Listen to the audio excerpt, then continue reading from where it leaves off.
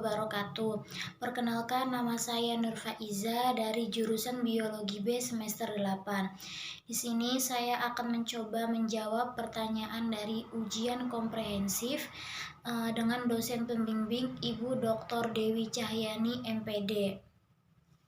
Adapun pertanyaan nomor 1 yaitu jelaskan mengenai 4 kompetensi guru. Yang pertama yaitu kompetensi kepribadian, kompetensi pedagogik, kompetensi profesional, dan kompetensi sosial. Di sini saya memilih kompetensi sosial. Adapun pengertian dari kompetensi sosial yaitu kemampuan seorang guru dalam berinteraksi dan berkomunikasi, baik itu di sekolah maupun di luar lingkungan sekolah. Nah, salah satu contoh dari penerapan kompetensi sosial di lingkungan sekolah ini yaitu seorang guru harus memiliki komunikasi dan interaksi yang baik itu kepada peserta didik, sesama pendidik, orang tua maupun masyarakat luar. Nah, karena seorang guru itu ditiru oleh peserta didiknya, jadi harus memiliki tutur bicara yang baik, interaksi yang baik sehingga seorang siswa bisa meniru apa yang guru itu contohkan. Pertanyaan nomor 2 yaitu jelaskan masing-masing kelebihan dan kelemahan dari metode pembelajaran CTL, PBL, dan inquiry. Yang pertama yaitu CTL, Contextual Teaching and Learning. Adapun kelebihan dari metode pembelajaran CTL ini yaitu yang pertama, pembelajaran lebih produktif dan mampu menumbuhkan penguatan konsep siswa. Karena pembelajaran CTL ini lebih menuntut kepada siswa mencari sendiri daripada menghafal. Dan yang kedua yaitu menumbuhkan pendapat siswa tentang materi yang telah dipelajari. Yang ketiga yaitu menumbuhkan rasa ingin tahu siswa tentang materi yang telah dipelajari dengan cara bertanya kepada guru. Adapun kelemahan dari metode pembelajaran CTL ini yaitu bagi siswa yang tidak mengikuti proses pembelajaran, tidak mendapatkan pengalaman dan pengetahuan yang dialami sendiri. Yang kedua yaitu PBL, Problem Based Learning.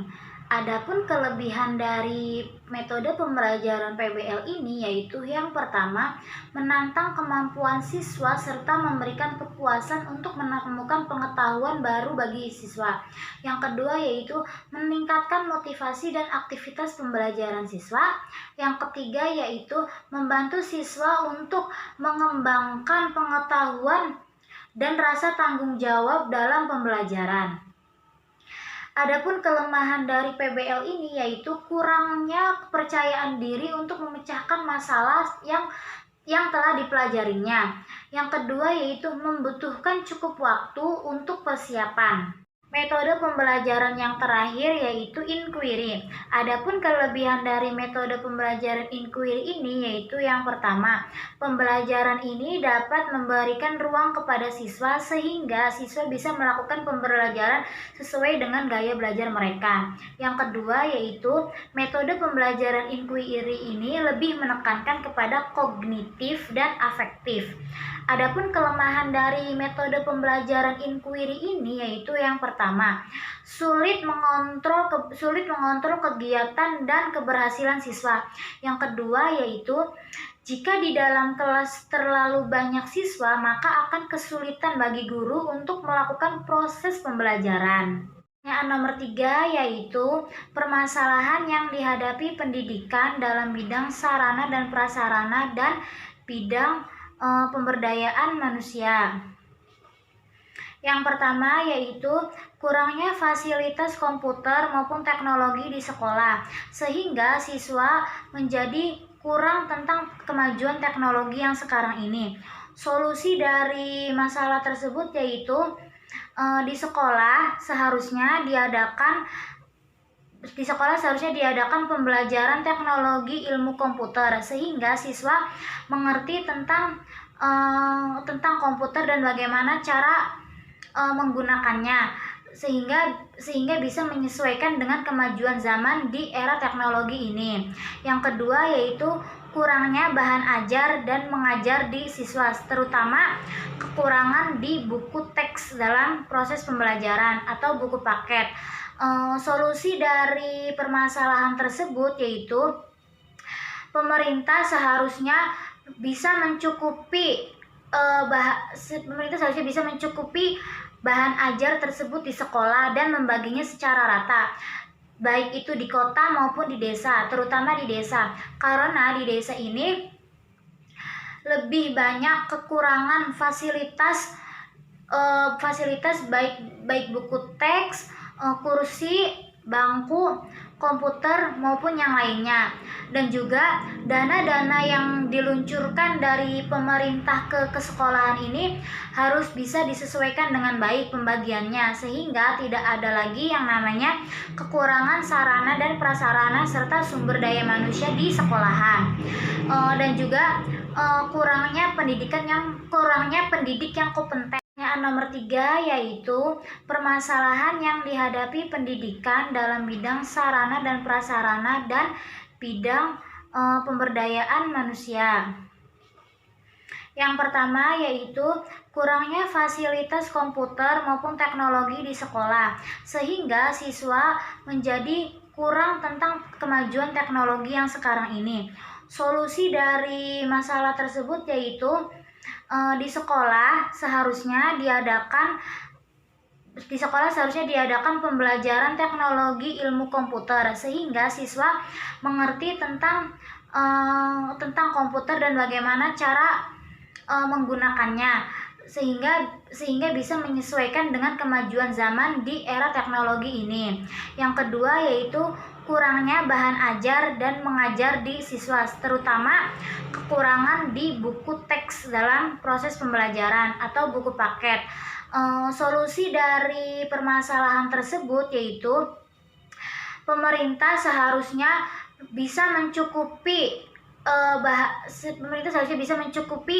bahan ajar tersebut di sekolah dan membaginya secara rata, baik itu di kota maupun di desa, terutama di desa. Karena di desa ini lebih banyak kekurangan fasilitas baik buku teks, kursi, bangku, komputer maupun yang lainnya.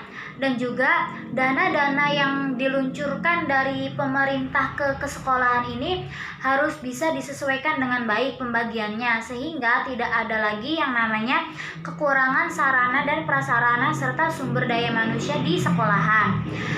Dan juga kurangnya pendidik yang kompeten. Nomor 4 yaitu sebutkan 2 jenis permasalahan pendidikan yang meliputi perilaku siswa sehingga terhambatnya proses pembelajaran. Nah, 2 jenis ini yaitu yang pertama faktor fisiologis. Faktor fisiologis ini bisa dipicu oleh kurang berfungsinya otak serta susunan saraf yang terdapat pada tubuh lainnya. Nah, ini juga menjadi salah satu alasan dari terhambatnya proses pembelajaran.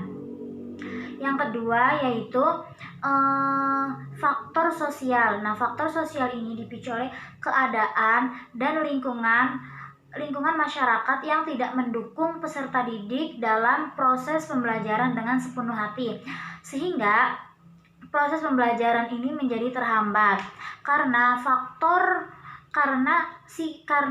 sosial ini sangat diperlukan oleh peserta didik dalam proses belajar, terutama dari dukungan dari masyarakat sekitar dan juga orang tua. Soal yang terakhir yaitu nomor 5.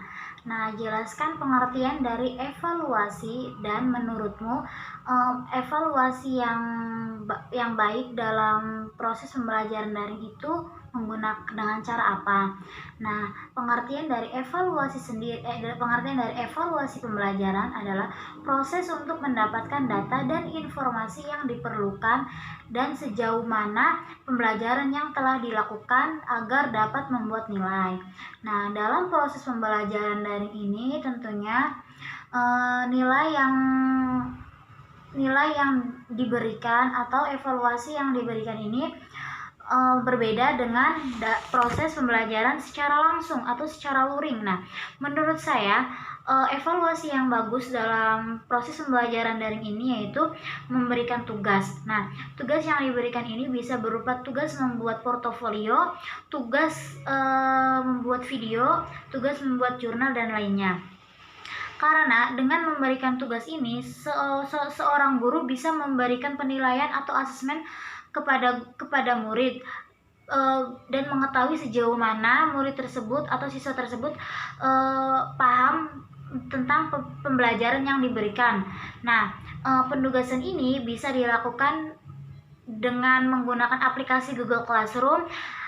Aplikasi Google Classroom ini berarti penugasannya itu secara tertulis. Nah, ada juga aplikasi Zoom atau Google Meet. Nah, Zoom dengan Google Meet ini penugasannya yaitu diberikan secara lisan, pertanyaan secara lisan. Nah, menurut saya yang lebih efektif yaitu untuk mengetahui pemahaman siswa tentang proses pembelajaran yang dilakukan secara daring ini menggunakan aplikasi Zoom atau Google Meet, karena siswa tidak dapat mencontek atau tidak dapat melihat di internet maupun di teman yang lainnya. Nah, kemudian yang kedua yaitu forum diskusi. Nah, forum diskusi ini juga membantu guru dalam melakukan penilaian kepada siswa dalam pembelajaran secara daring. Nah, forum diskusi ini bisa juga dilakukan